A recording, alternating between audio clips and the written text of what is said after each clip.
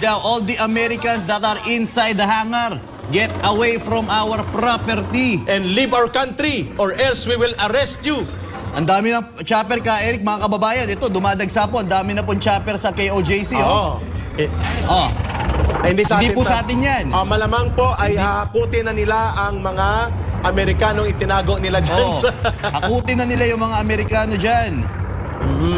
At malamang kalat na sa buong daigdig itong court order.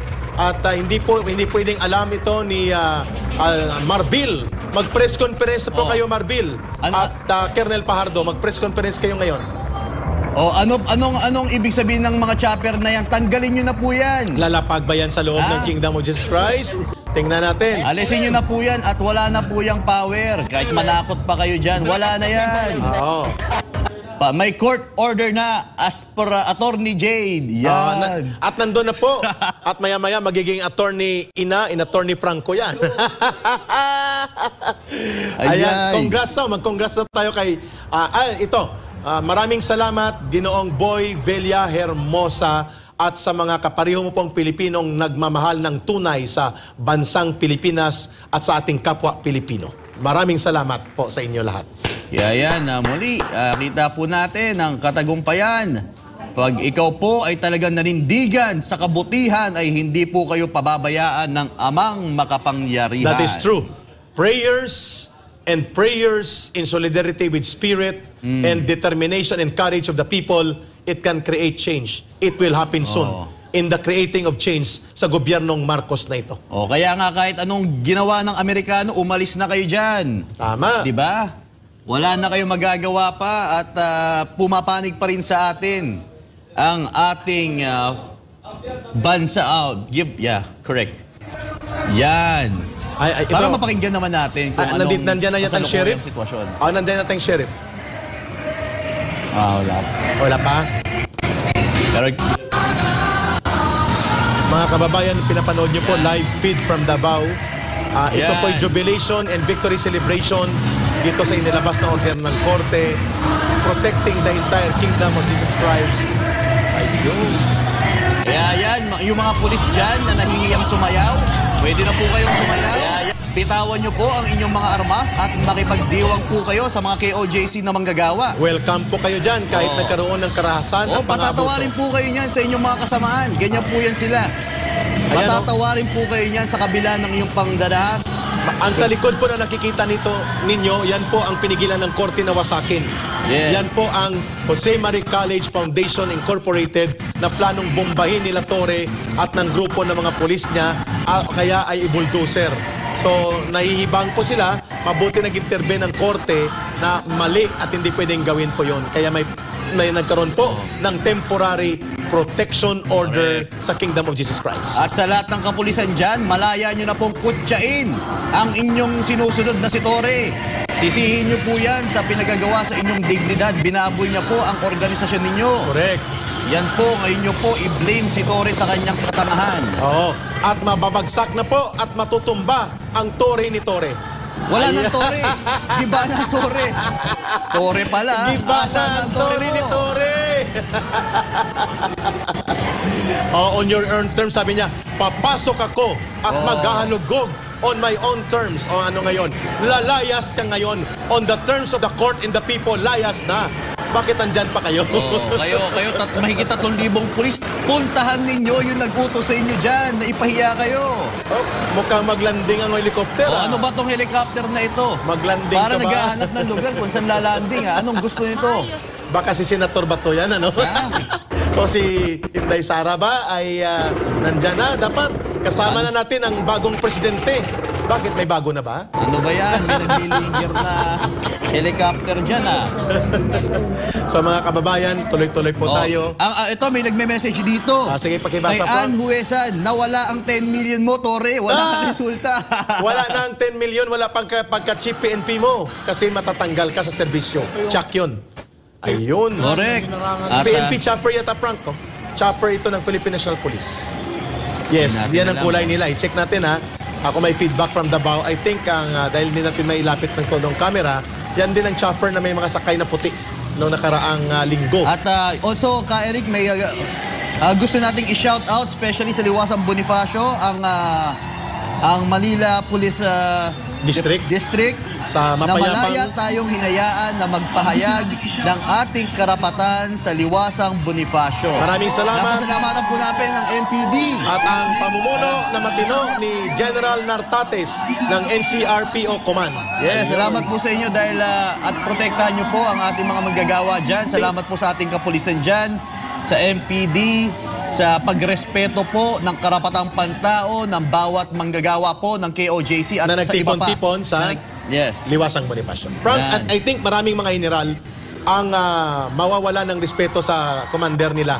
At ito ngayon ang ating ipinapanawagan, the good generals of the PNP, at dapat palitan na ito si, ayan, tingnan natin Frank. Ayan, tingnan natin. Ito ay sheriff.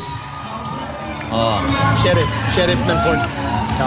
Utos ng korte po itong siniserve. Ayun. Nandyan ba? Ayan, sa tormentorio niya tayo. Oh, yan. Nandito na ang sheriff ng court representing the order ni Judge Blades. Alis na! Aalis na yan! Aalis. Alis na yan. Aalis na yan. Aalis na yan. Victory to the people, victory to God. Kayo na. Ayan, bitbitin nyo na ang inyong mga truck at umuwi na kayo. Oo. Nakita nyo hindi sila iniinsulto ng mga taga-Kingdom of Jesus Christ. Mapayapa at welcoming pa rin ang atmosphere kahit sila'y sinaktan. Pagpapakita po yan ng mayroong disiplina at mayroong pagmamahal sa puso nila.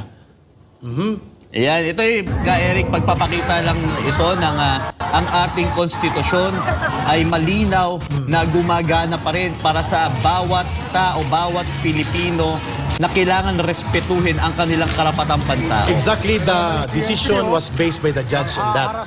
So matino po ang pag-iisip nitong Judge Mario Duaves sapagkat sabi ni Brother Franco, sinunod niya ang konstitusyon, sinunod niya ang utos ng batas at hindi siya nagpasilaw o nagpasindak sa puwersa ng makapangyarihan sa gobyerno ni Marcos. Correct. At muli Erika, wala ng karapatan ng kapulisan dyan na gumawa pa ng kahit anong gusto nilang hakbang. Ang kinakailangan na lang nilang gawin ay lumayas sa loob ng compound at wala na silang karapatan dyan. Ang bitbit na lang nila ay kahihiyan. Yes. Pero kung gusto nyo po makiisa, tanggapin ang yung kamalian, bakit hindi? Tama. Diba? Tama. Sapagkat ang desisyon na ito ay temporary protection order, ibig sabihin po, ang korte ay nagsasabi na may basihan ang reklamo ng Kingdom of Jesus Christ at mga leaders nito sa pangyayari ng pangaharas, surveillance, intimidation, fear. Mukhang nawala ng ating coverage. Ayun, bumalik na. Brother Franco, maya-maya po, mag-take lang kami ng short break kasi mayroong another team na papasok po sa amin ni Brother Franco upang sa aming substitution upang magkaroon po ng tuloy-tuloy na broadcast. I will be staying po sa SMNI program na ito. Kasama ko po next time around sa short while bago po kami mag-exit temporarily ni Brother Franco ay si Brother Jade at si Miss Ina. Ayun. Yes. Shoutout lang tayo bago tayo magtapos. Sige, go ahead, Frank. Go ahead. Bago natin mag-break. Pasalamatan. Si General Ibay ng Manila Police District. Yan, Siya ba ang salamat po. director? I think so. Thank you, General Ibay. Matino ito na opisyal. Oo. At marunong ito rumispeto sa batas at katarungan ng mamamayan at mapayapang pagtitipon ay kinikilala nila. Mabuhay po ang mga kababayang Pilipino dyan sa Liwasang Bonifacio. Kayo po ay simbolo ng pagpukaw sa damdaming makabayang totoo na nagmamahal sa ating bansa. At kumakalat po ito sa buong daigdig ang inyong paninindigan. You inspire us and you inspire the Filipino people. Ayan, yung mga pulis. Ayan po, yung ating mga kapulisan. Ayun! Yan, shoutout na po. Lumabas na sila. So maraming salamat po sa lahat ng mga grupo na sumama sa Liwasang Bonifacio, sumama sa New York, sa Canada, at sa iba't ibang bahagi ng daigdig at panig ng Pilipinas sa Cebu. Yan. Kaso lang Eric, meron pang nananatili para naghihintay pa ata, di ata naintindihan. Kasi yun ang kanilang training. Kawawa naman yung nasa harapan ng katedral na mga Ayun, umalis na. maraming salamat sa mga nananatiling mahinahon na mga pulis na hindi ginamit Yan naman ang mga pala, baril nila Pwede laban naman sa pala sibilyan. magkaisa. Pwede naman pala tayo magkaisa sa ating mga kapulisan. Ayun. Diba? Pwede naman tayo. Yan ang gusto natin mangyari. Magkaisa tayo mga pulis. Tama Diba? po ito, no? At yan sanang nangyari kung matino ang commanders, kung matino ang Chief of Philippine National Police at matino si Abalos. Subalit ginamit po nila sa maruming laro ng politika ang kawawang mga pulis natin. Mabuti po at na mayroon tayong mga matitinong generals like General Ibay, General Nartates. Ibay po ay Metro Manila Police District at si Nartates po ay nasa NCRPO Command. At kanina po nakita natin ang mga kagaya po ni General Neil Alinsangan na mahinahon po Ayan ang po. kanilang pagpasok sa compound ng the Kingdom of Jesus Christ. Ito ang pinakamagandang masaksihan ng bawat Pilipino, ka Eric. In spite sa lahat ng ginawa, pero in the end of the day, ang pagkakaisa pa rin ng bawat Pilipino ang namunga. Kaya po, kaya po ngayong araw na ito, yung ating jubilation and triumph for victory of the people and victory of God ay nagpapakita po ito ng pagkagising dapat ng mamamayang Pilipino that we can only enjoy our freedom if we stand and fight and exercise it and fight for it. Kung hindi po natin ipaglaban ang ating karapatan at kalayaan, mawawala po ito. At yan ang ginagawa ni Marcos Jr. Ulitin natin ang mga pulis, kayo po ay professional law enforcers. You should not be the law violators. At kayo po ay may moral mandate and legal mandate to serve and protect the people, not the politicians. That include Correct. Abalos and Marcos. Correct, kaya magsilbing aral na po ito sa ating pambansang kapulisan. Yung ginawa po sa inyo ni Torre, wag na po tayo papabiktima sa ganitong uring tao. Wag na po tayo sa ating sa bawat kapulisan na nariyan sa KOJC compound. Isa na po itong napakalalim na pangangaral sa inyo kung paano po ninyo isasaalang-alang ang inyong dignidad at propesyon. Tama po at maraming salamat din sa mga city councilors ng Davao City, Mayor Basti Duterte, Congressman Pulong Duterte, mga barangay captains, barangay councilors, mga barangay tanod ng Davao Barangay sa paligid ng Kingdom of Jesus Christ. Maraming salamat po sa inyong pagtindig na itulak po ang tamang paninindigan sa kalayaan at karapatan ng mga kapatid natin na mga Pilipino din sa loob ng Kingdom of Jesus Christ. Kaya po nagtuloy-tuloy ang daloy ng suporta kahit papano sa gitna ng panggigipit. Ito po ay isang pagpapakita na buhay ang bayanihan ng pagtutulungan ng mamamayang Pilipino. At ito po, ang krisis ngayon na ito ay krisis na sasambulat sa mukha ni Marcos na ang kanyang pamumuno ay may hangganan kapag hindi siya tumino at umayos bilang Pangulo ng bansa. At syempre, pinapasalamatan natin ang ating butihing lead legal counsel ni si Attorney Israelito Torion. Ako, alam ko, napakasarap sa pakiramdam na ganito na ang inyong tinatamasa, na naging matagumpay po tayo sa kabila ng hindi natin mailarawang paglabag sa batas ng ating pambansang pulisya. Okay. So maya-maya po ay kukuha tayo ng live report din mula sa Davao, sa Kingdom of Jesus Christ Cathedral Compound, because we have seen the senior ministers and administrators of Kingdom of Jesus Christ na nagtipon-tipon na ngayon upang makabalik ang katinuan, katiwasayan at pagkakaisa at maayos na pagdaloy ng buhay sa loob ng kanilang religious and faith sanctuary dyan sa Kingdom of Jesus Christ at Davao City. At shoutout sa lahat ng mainstream media. Ito po ang ibalita ninyo. Oo nga, no? Kaso lang, masakit sa kanilang sa puso nila na naging matagumpay ang KOJC. Oo. Na yung kanilang pinoproteksyonan ng mga, di ba? Pero, ito po ang magandang ibalita natin na naging maayos, naging peaceful, nagkaisa ang bawat KOJC, ang iilan sa ating kapulisan.